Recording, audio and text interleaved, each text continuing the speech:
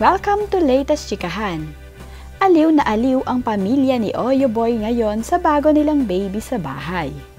Araw-araw nga ay pinapaarawan ni Oyo ang kanyang bunsong anak na si Isaac. Tuwing umaga, ayon kay Christine ay ito ang assignment ni Oyo. Ang araw-araw na paarawan itong si baby Isaac.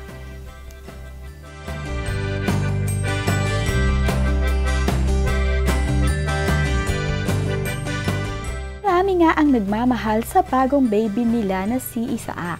Pati ang mga kapatid nito ay tumutulong sa pag-aalaga sa kanilang bunsong kapatid. Aliw na aliw din sila sa kanilang baby Isaac. Gusto nila parating karga ang kanilang baby. Hanggang sa panganay at bunso nitong si Oyo ay gustong-gusto na palaging nasa tabi nila itong si baby Isaac at ayaw nang nalalayo ito sa kanila.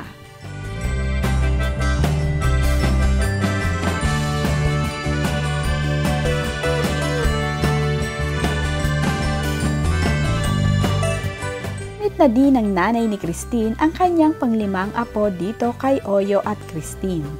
Napaka-cute talaga ni baby Isaac at parang manika ito kung inyong tititigan.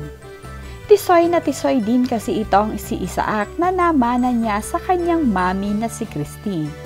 Ang kagwapuhan naman ni Oyo ay namana ni Isaac. Ang kanilang munting prinsipe na si Isaac ay alagang-alaga ng kanilang buong pamilya.